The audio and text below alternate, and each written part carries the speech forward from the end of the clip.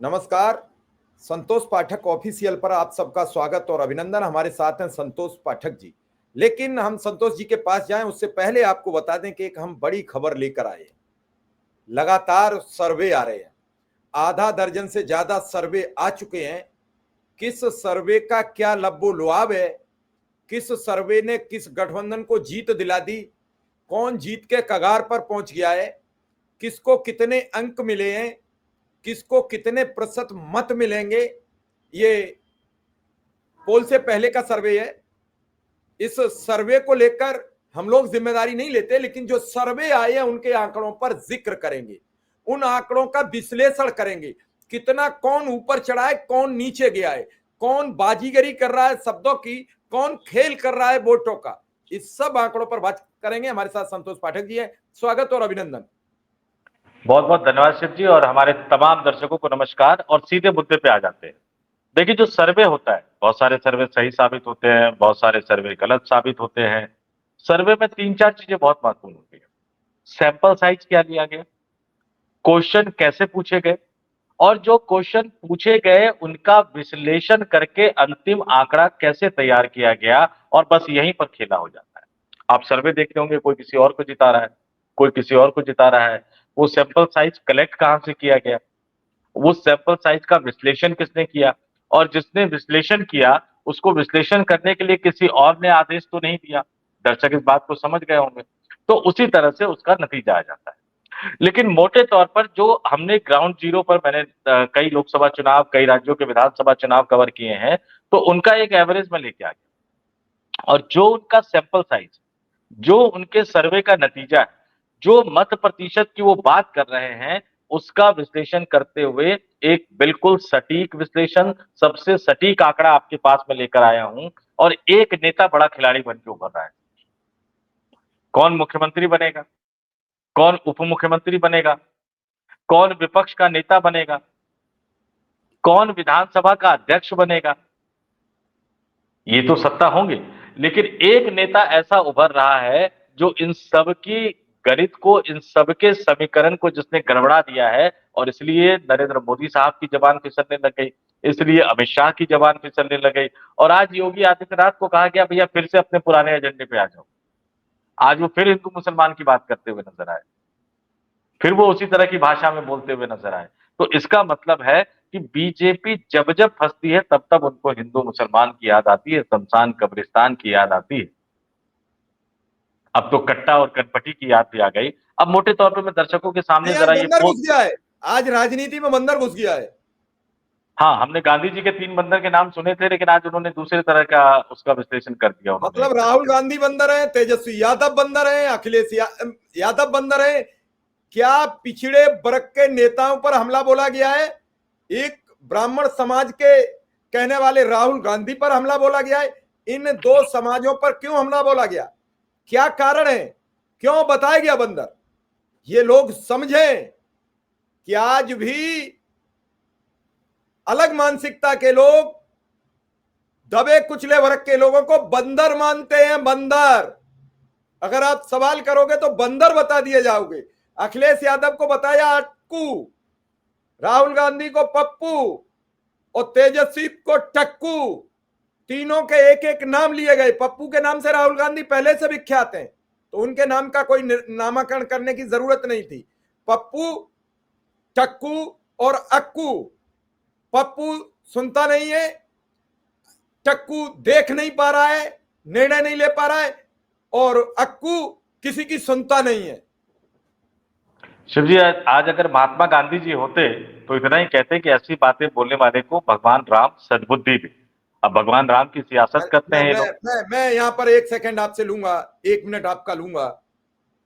एक वो व्यक्ति की तो चर्चा इससे जोड़िए ही मत, जिस व्यक्ति की पूरे विश्व में प्रत्येक देश में प्रतिमा लगी है, और जब जब इस देश का कोई बड़ा नेता जाता है, मैं राष्ट्रपति महोदया से लेकर प्रधानमंत्री, विदेश मंत्री, विदेश सचिव, सब जाकर उस प्रतिमा से नतमस्तक होते हैं।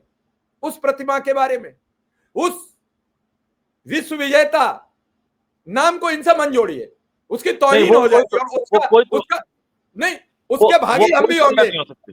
नहीं, वो और कोई तुलना नहीं हो आपको याद सकती। होगा कि लेकिन अभी एक अगर आज सम्मेलन वो हुआ भारत सक्रिय में। होते तो इनको आईना दिखाते हुए नजर आते, कोई तुलना नहीं हो सकती। लेकिन आज अगर वो जीवित होते तो इनको इनकी राजनीतिक हैसियत बताते हुए नजर आते, और महात्मा गांधी जी जीवित होते, अगर वो आह्वान करते तो देश की जनता दौड़ाती हुई नजर आती है। ये वाकई हकीकत है। अखिलेश यादव ने उस पर कमेंट भी कर दिया, मैं थोड़ा सा चलते चलते बता देता हूं। जो लोग आईना देख कर आते हैं उन्हें हर तरफ बदतर नजर आते हैं, अखिलेश यादव ने लिखा है। जो लोग आईना देख कर आते हैं उन्हें हर तरफ बंदर नजर आते हैं, बंदर की टोली में बैठा दिए जाए तो अलग नजर भी नहीं आते हैं। दर्शक समझ गए होंगे कि अखिलेश यादव कहना क्या चाहते हैं। लेकिन हम अपने मूल मुद्दे पे आते हैं। मैंने जो कहा ना कि वोटों का खेल, सैंपल साइज, सर्वे, ये क्या चीज निकल कर आती है, इन तमाम चीजों को बताता हुआ मैं आपको जरा बता दूं कि मोटे तौर पर लगभग 6 से ज्यादा यानी 7 सर्वे हो गए। इन सर्वे को आप उनको नतीजों में मत देखिए। नतीजे तो आ ही रहे हैं कि कुछ एनडीए को बढ़त दिखा रहे हैं, कुछ इंडिया गठबंधन को बढ़त दिखा रहे हैं, कुछ सीएम की रेस में तेजस्वी को आगे बता रहे हैं, कुछ नीतीश कुमार को आगे बता रहे हैं, कुछ प्रशांत किशोर को वोट देते हुए नजर आ रहे हैं। लेकिन मैं इसके बीच की कहानी आपके सामने लेकर आया हूं। बड़े ध्यान से दर्शकों से कहूंगा कि आप इसको सुनिए कि क्या प्रोजेक्शन ये सर्वे दे रहे हैं, किसको जिता रहे हैं, किसको हरा रहे हैं, लेकिन ये जिसको अन्य में डाल रहे हैं वो अन्य क्या खेला करता है, ये दर्शकों के सामने लाना बहुत जरूरी है। और मैंने कहा जरा दर्शकों के सामने ला दो 2020 का विधानसभा चुनाव, इस आंकड़े को मैं जोड़ूंगा और फिर बताऊंगा 2025 में क्या खेला होने वाला है। 2020 का विधानसभा चुनाव, जनता दल यूनाइटेड 115 सीटों पर लड़ी, वोट कितने मिले पता है जी? 15.39%, यानी 15.5% से थोड़ा सा कम। सीटें कितनी मिली? सिर्फ 43। पिछली चुनाव के मुकाबले 28 सीटें घट गई। वहीं भारतीय जनता पार्टी 110 सीटों पर लड़ी, उनकी सीट संख्या 53 से बढ़कर 74 हो गई, वोट मिले 19.46, यानी 19.5% के आसपास। वीआईपी जो मुकेश सहनी जो अभी इंडिया गठबंधन में है, ये 11 सीटों पर लड़े, 4 जीते, वोट मिले इनको 1.5% के आसपास। हिंदुस्तानी अवाम मोर्चा जितिन राम मांझी 7 सीटों पर लड़े, 4 जीते, इनको वोट मिले 0.89, यानी 1% से थोड़ा सा कम। उस समय नरेंद्र मोदी के हनुमान बनकर चिराग पासवान 135 सीटों पर लड़ गए, जीते एक ही सीट, वो सिर्फ एक ही सीट जीते, लेकिन वोट उनको मिला 5.5% से ज्यादा, 5.66%। और सिर्फ एक सीट जीतने वाले चिराग पासवान ने बीजेपी को 53 से 74 पहुंचा दिया, 21 सीटों का फायदा। और जनता दल यूनाइटेड को 71 से 43 पहुंचा दिया, 28 सीटों का नुकसान। वोट कितना मिला? 5.5%। सीट कितनी मिली? 1%। लेकिन ये खेला उन्होंने कर दिया। अब जरा इंडिया गठबंधन पे आ जाते हैं। 144 पर राष्ट्रीय जनता दल लड़ा था, 75 सीटें मिली थी। सिंगल लार्जेस्ट पार्टी, बिहार के विधानसभा चुनाव में सबसे बड़ी पार्टी थी, वोट मिले थे 23.11%, यानी सबसे ज्यादा। कांग्रेस पार्टी 70 से सीटों पर लड़ी, 19 जीती, वोट मिले थे 9.48, यानी 9.5% के आसपास। सीपीआई वाले 19 सीटों पर लड़े, 12 सीटें जीती, वोट मिले थे 3.16 के आसपास। सीपीआई जो थी वो 6 सीटों पर लड़ी थी, 2 सीटें मिली, 0.83%, यानी 1% से कम वोट मिला। सीपीएम 4 सीटों पर लड़ी, 2 सीटें जीती, वोट मिला 0.65%। अब जरा अन्य में आ जाइए। ओवैसी साहब की पार्टी 20 सीटें लड़ी, 5 जीती, वोट मिला 1.24%। लेकिन ये 1.25% वोट लेकर सिर्फ 5 सीटें जीते ही नहीं, इन्होंने तेजस्वी यादव यानी राष्ट्रीय जनता दल को 90 तक पहुंचने पर रोक दिया था, 75 पर लाकर रोक दिया था, सीधे सीधे 15 सीटों का नुकसान कर दिया था। बीएसपी 78 लड़ी थी, 1 जीती, लेकिन बीएसपी को वोट कितने मिले थे? 1.5%। अब आरएलएसपी जो थी वो 99 लड़ी थी, एक भी सीट नहीं जीती। आरएलएसपी उस समय उपेंद्र कुशवाहा साहब की पार्टी हुआ करती थी, इनको एक भी सीट नहीं जीती, लेकिन इनको जो वोट मिला 1.5% से ज्यादा वोट मिला, और इस 1.5% से ज्यादा वोट के साथ इन्होंने एक खेला कर दिया। अब जरा इसका दूसरा तस्वीर का पहलू दिखाता हूं। इन तमाम एनडीए गठबंधन में शामिल Bharatiya Janata party, Janata Dal United, VIP और हिंदुस्तानी अवाम मोर्चा, इन सबको मिलाकर जो टोटल परसेंटेज ऑफ वोट मिला था वो 37.26 था। और जबकि विपक्षी गठबंधन जो उस समय महागठबंधन था, उनको मिला 37.23%। दोनों में अंतर कितना था? 0.03% का। तो 37 और 37, 74, 75% के आसपास दोनों को वोट मिले। बाकी 25% वोट किसके पास गया था जो खेला कर गए? 25% वोट गया था असउद्दीन ओवैसी के पास, चिराग पासवान के पास, उपेंद्र कुशवाहा के पास जो अलग से लड़ रहे थे, बहुजन समाज पार्टी यानी बहन मायावती के पास, और ये अन्य छोटे छोटे राजनीतिक दल। अब नंबर में भी बता देता हूं कि पिछली बार एनडीए गठबंधन को वोट मिला था 1,57,02,650 और विपक्षी गठबंधन को मिला था 1,56,91,91,500 और अंतर था महज 11,150 वोटों का। तो इस बार चिराग पासवान की भूमिका कौन अदा कर रहा है? इस बार ओवैसी की भूमिका कौन अदा कर रहा है? क्योंकि ओवैसी की पार्टी में बहुत ज्यादा भीड़ आ नहीं रही और मुसलमान बीजेपी को हराने के लिए एकजुट होकर वोट देता हुआ नजर आ रहा है। इस बार उस भूमिका में उभर रहा है वो शख्स जिसने कभी नरेंद्र मोदी को प्रधानमंत्री बनाने के लिए मेहनत की। और ये कैसे, जरा इस पे आ जाता हूं मैं। जहां अंतर कितना है? 0.03% का, इससे ज्यादा अंतर नहीं है। और वो भी 0.03 में 1.5% के लगभग जो पाने वाले मुकेश सहनी इंडिया गठबंधन के साथ है। और जो वहां की अन्य पिछड़ी जातियां हैं आईआईपी वाले, वो भी इंडिया गठबंधन के साथ है। और राहुल गांधी का तालाब में कूदना मछुआरों को, निषाद जाति को कितना लुभाता है ये हम सब जानते हैं। मोटे तौर पर जो ये 7 सर्वे आए, मोटे तौर पर ये सर्वे जो है वो एनडीए गठबंधन को 38 से 42% के आसपास वोट दे रहा है। मोटे तौर पर इन सबका एवरेज निकाल लिया जाए, इंडिया गठबंधन को यही सर्वे 37 से 40% के आधार पर वोट दे रहा है। और जो सर्वे होता है, क्योंकि मैं बहुत गहराई से जुड़ा रहा हूं इससे, तो वो प्लस माइनस 2 से 3% का मार्जिन रख के चलते हैं। तो आप समझ लीजिए कि बिल्कुल नेक टू नेक फाइट है। अब इसमें पिछली बार जो 6.5% चिराग पासवान पाए थे, इस बार ये सुनने में आ रहा है कि जन स्वराज पार्टी, मोटे तौर पर जन स्वराज की पार्टी यानी प्रशांत किशोर को जो है वो ये तमाम सर्वे 6 से लेके 10% वोट दे रहे हैं। यानी चिराग पासवान से तो ज्यादा ही दे रहे हैं। पिछली बार जितना चिराग पासवान को मिला था उससे ज्यादा ही दे रहे हैं। बहुजन समाज पार्टी चूंकि मायावती के भतीजे उतरे हुए हैं, लगातार मेहनत कर रहे हैं, तो इस बार बीएसपी का भी वोट प्रतिशत पिछली बार की तुलना में बढ़ने की बात कही जा रही है। और कई बागी उतरे हैं, अलग अलग मोर्चों से उतरे हैं, अलग अलग दल से उतरे हैं। तो ये सब मिलाकर जो पिछली बार 25% जो एडिशनल वोट जो ले गए थे, इस बार कहा जा रहा है कि ये 30% के आसपास ये वोट झटक जाएंगे। यानी सिर्फ 70% वोटों में ही एनडीए और इंडिया गठबंधन में बंटवारा होना है। और जब उसी में बंटवारा होगा तो जो पिछली बार मुकेश सहनी, निषाद, मल्ला, मछुआरे जो थे वो एनडीए के साथ थे, वो इस बार इंडिया के साथ, और अन्य पिछड़ी जातियां इंडिया के साथ है। तो ऐसी सूरत में सीधे सीधे नजर आ रहा है कि इंडिया गठबंधन की बढ़त है, तेजस्वी यादव की बढ़त है। और इसलिए नरेंद्र मोदी साहब का जो जुबान है वो फिसलनी शुरू हो गई थी। और इसको आगे देखिए, जब मैं इंडिया गठबंधन की बात कर रहा हूं तो इसका मतलब ये कतई नहीं कि नीतीश कुमार हारने वाले हैं। ये चुनाव जो है वो बीजेपी के लिए झटका हो सकता है, ये राष्ट्रीय जनता दल के लिए झटका हो सकता है, लेकिन नीतीश कुमार के लिए ये चुनाव किसी भी हालत में झटका नहीं। अब ये सर्वे क्या बता रहे हैं कि महिलाओं की 45 से 52% आबादी जो है वो मोटे तौर पर नीतीश कुमार के साथ, और अब तो 10-10 हजार रुपए दे दिए हैं। तो नीतीश कुमार की बढ़त देख लीजिए। जो युवाओं की आबादी जो है वो 18 से 35%, इसमें तकरीबन 40 से 45% लोग तेजस्वी यादव पर भरोसा कर रहे हैं, तो आरजेडी के साथ खड़े नजर आ रहे हैं। दलित जो है वो पासवान पर भरोसा करने की बजाय वो भी अब नीतीश कुमार और आरजेडी पर भरोसा कर रहे हैं। अब सीएम के सर्वे की बात कर लिया जाए तो मोटे तौर पर तेजस्वी यादव, नीतीश कुमार, कुछ में नीतीश कुमार आगे है, कुछ में तेजस्वी यादव आगे है, उसमें 2.5 से 3% का फर्क है। प्रशांत किशोर 6 से 10% लेकर जा रहे हैं। और 20 साल की एंटी इनकम्बेंसी के बाद भी जैसे जैसे चुनाव आता जा रहा है, नीतीश कुमार का 250 किलोमीटर सड़कों पे चलना, नीतीश कुमार का पैदल उतरकर चुनाव प्रचार करना, तकरीबन तकरीबन आज भी, चूंकि प्रशांत किशोर ने भारतीय जनता पार्टी को दूसरा राष्ट्रीय जनता दल साबित कर दिया है। कैसे? आप लालू यादव के जंगल राज की याद दिलाते हैं, अभी तो गजब टाइप का हत्या, पुलिस वालों की हत्या, नेताओं की हत्या हो रही है, वो जंगल राज। आप भ्रष्टाचार की याद दिलाते थे, प्रशांत किशोर ने दिलीप जायसवाल और भारतीय जनता पार्टी के अन्य नेता मंगल पांडे को भ्रष्टाचारी साबित कर दिया। आप तेजस्वी को 9वीं फेल कहते हुए नजर आते थे, प्रशांत किशोर ने ये दिखा दिया कि भाई वो तो चलो 9वीं फेल है, मतलब 8वीं पास है, यहाँ तो आपके डिप्टी सीएम जो है वो तो 7वीं फेल है और फर्जी डिग्री लगाकर घूम रहे हैं। तो प्रशांत किशोर ने भारतीय जनता पार्टी को राष्ट्रीय जनता दल के बराबर लाकर खड़ा कर दिया, यानी दोनों में कोई फर्क नहीं है। और अब बिहार की जनता मोटे तौर पर कह रही है कि अरे भैया ये तो भाजपा ही भी आरजेडी वाले ही निकले, तो इससे तो नीतीश ही बढ़िया है।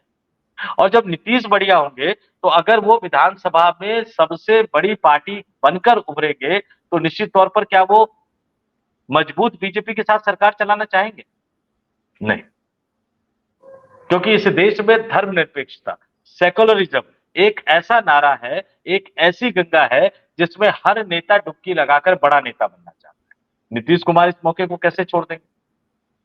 जाहिर सी बात है कि विधानसभा में सीटों की संख्या में, क्योंकि वो लालू यादव के साथ ज्यादा कंफर्टेबल होंगे, क्योंकि वहां पर खेलने के लिए पूरा खुला मैदान होगा, पूरा इंडिया गठबंधन होगा। और 2023-24 से सबक लेकर राहुल गांधी भी कोशिश करेंगे कि नहीं, नीतीश कुमार को थामे रखो। और इंडिया गठबंधन बनाया किसने? नीतीश कुमार ने बनाया। तो ये जो तमाम सर्वे का लबोलुआब जो यही निकल के आ रहा है कि भारतीय जनता पार्टी को एक बड़े नुकसान का सामना करना पड़ सकता है। 20 से 25 सीटें उनकी घट सकती है। जनता दल यूनाइटेड 70 क्रॉस कर सकती है। और तेजस्वी यादव की पार्टी चाहे नंबर 2 रहे, चाहे नंबर 3 रहे, भविष्य के संकेत मिल रहे हैं। और वैसे भी बिहार में नारा चल रहा है कि तीर ही लालटेन है, लालटेन ही तीर है। तो ये तमाम सर्वे का एक लबोलुआब, एक कंप्लीट लबोलुआब मैंने बिहार की जनता के सामने, देश की जनता के सामने रख दिया है। और इन सर्वों के जाल में फंसने के बजाय आप हमारे सर्वे, चुनाव के बाद हम 14 नवंबर को बात करेंगे कि जो हमने कहा वो कितना सटीक साबित होता है।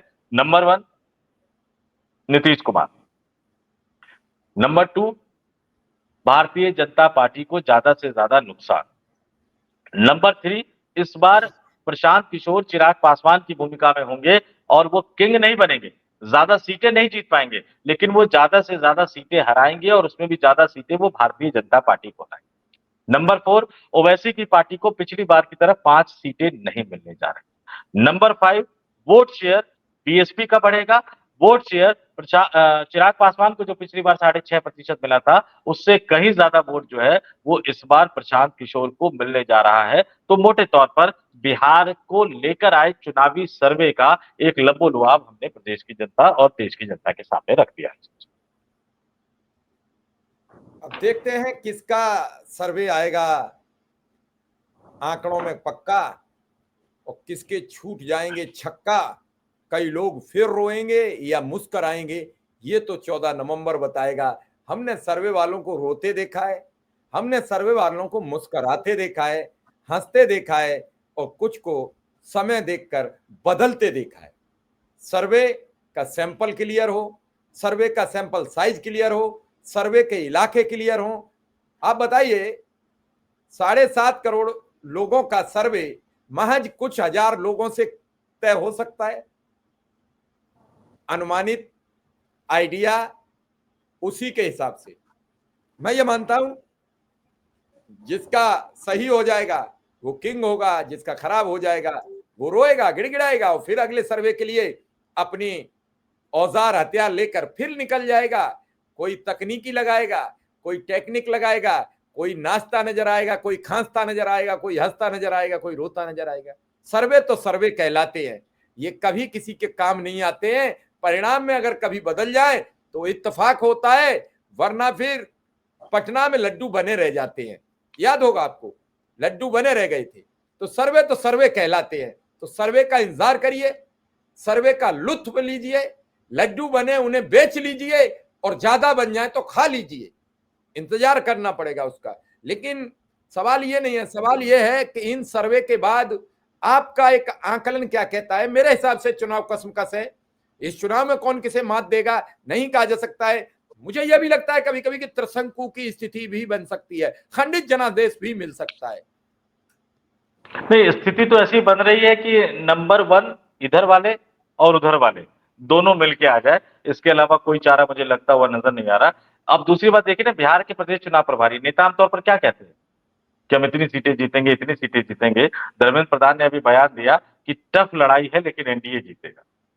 तो एनडीए की जीत के दावे से पहले वो कह रहे हैं टफ लड़ाई, और जहां 500, 1000, 2000, 3000, 4000 वोटों के अंतर से फैसला होना है। और जाति वाला वोट बैंक बिहार की राजनीति की सच्चाई, शिव जी, जातियों के आधार पर बिहार बटा हुआ है, वो एक सच्चाई है। अब देखिए आज एक बड़ा अजीब सा दृश्य दिखा, नजारा तो नहीं कहूंगा क्योंकि नजारा पॉजिटिव सेंस में कहा जाता है। भैया ये फीडबैक दिया गया कि नरेंद्र मोदी जी के पटना में रोड शो करने से पहुंचने से पहले आधी रात को पुलिस ने अनंत सिंह को गिरफ्तार कर। अब अनंत सिंह पटना के बेउर जेल जा रहे थे, आज एक वीडियो बड़ा वायरल। बिहार पुलिस का कर्मचारी है, वो उनका ब्रीफ केस, जिसको बिहार में अटैची कहते हैं, वो पकड़ा हुआ है और पंखा पकड़ा हुआ है। अब अंदर हो सकता है पंखा लगाए, ठंड का मौसम है तो एसी की जरूरत नहीं है। लेकिन उससे भी बड़ी दिलचस्प बात है कि जिन मोदी जी को कहा जाता है नहीं अपराध पे जीरो टॉलरेंस, भ्रष्टाचार पे जीरो टॉलरेंस, वो कल पटना में रोड शो निकाल रहे थे। उनके एक तरफ दिलीप जायसवाल खड़े थे जिनको प्रशांत किशोर ने पता नहीं क्या क्या आरोप लगाए, दिलीप जायसवाल सफाई नहीं दे पाए, और उनके एक तरफ खड़े थे राजीव रंजन सिंह उर्फ लल्लन सिंह, जेडीयू कोटे से केंद्र में मंत्री बने। आज वो कहां थे? मोकामा में अनंत सिंह का चुनाव प्रचार करते, और क्या कहते हुए नजर आए कि अनंत सिंह होते तो संभाल लेते, अब अनंत सिंह तो है नहीं, उनको जाना पड़ गया।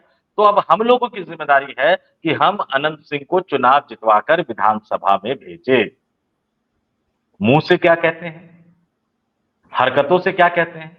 प्रधानमंत्री जी 30 साल 35 साल पुराने जंगल राज की बात करते हैं। अरे जो 18 साल का युवा है जो पहली बार वोट करेगा, जो 19 साल का, 20 साल का, 21 साल का, 22 साल का युवा है, जो बेरोजगार है, जिस जो आप कोई भी परीक्षा करवा लीजिए उसका पेपर लीक हो जाता है, उसको ये तो बताइए भैया कि 2020 2005 के बाद आपने क्या किया है? याद आपको 25 साल 30 साल पुरानी आ जाती है। और यहाँ अनंत सिंह को गिरफ्तार करने के लिए जो पुलिस वाले 150 कर्मियों के साथ भेजे जाते हैं, वो पहले अलग से मिलकर उनको मनाते हैं कि भैया चुपचाप आ जाइए, कोई दिक्कत नहीं। और जब हमने कहा था तो उसमें कई सारे कमेंट भी आए थे।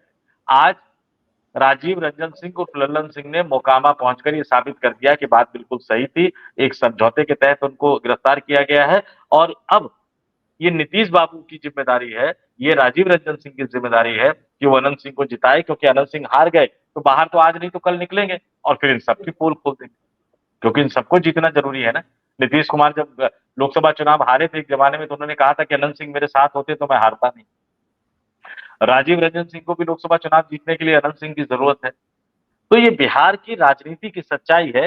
लेकिन दुर्भाग्यपूर्ण स्थिति ये होती है कि जब आप अपने आप को मर्यादा पुरुषोत्तम बनाने की, साबित करने की कोशिश करते हुए नजर आते हैं, लेकिन आपके चेहरे के पीछे का जो चेहरा है वो बताता है कि आप भी राजनीति के इस हमाम में बाकी नेताओं की तरह नंगे खड़े।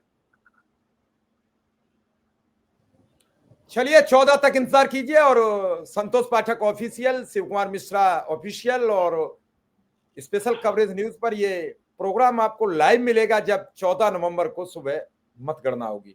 तो आप सब लोग हम लोगों का साथ दीजिए।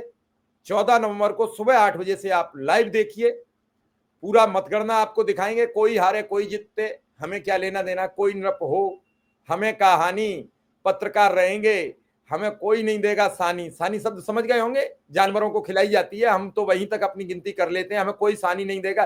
सानी का मतलब होता है एक अच्छा भोजन, तो अच्छा भोजन कोई नहीं देगा और हम तो इसी में खुश हैं, आगे चल पड़ेंगे। झोला उठाया है फिर चल पड़ेंगे, हमें तो आदत है सवाल करने की, हमें जवाब दो ना दो, हमारी आदत है सवाल करने की, वो बनी रहेगी, उसे बदला नहीं जा सकता। कल सत्ता में राहुल गांधी होंगे तो यही तेवर होंगे सवाल के, हमें फिर भी नहीं मतलब होगा कि सरकार क्या करेगी। कल अखिल तेजस्वी यादव होंगे तो बिहार में यही सवाल करने के तेवर होंगे। कोई बदला दिखे तो हमें जरूर कमेंट में बताएं। निश्चित रूप से संतोष जी का बहुत बहुत आभार, बहुत बहुत धन्यवाद। फिर मिलेंगे, इजाजत दीजिए, नमस्कार।